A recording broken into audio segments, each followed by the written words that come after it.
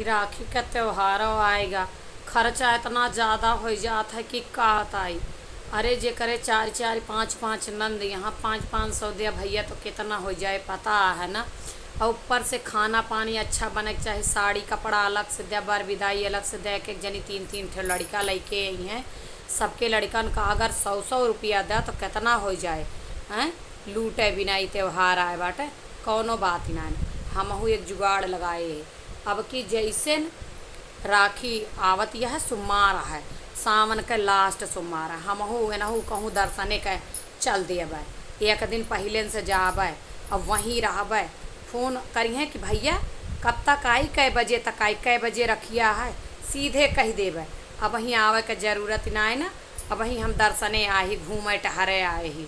जब घूम के लौटब तब तक राखी ख़त्म, बात ख़त्म। ई जुगाड़ लगा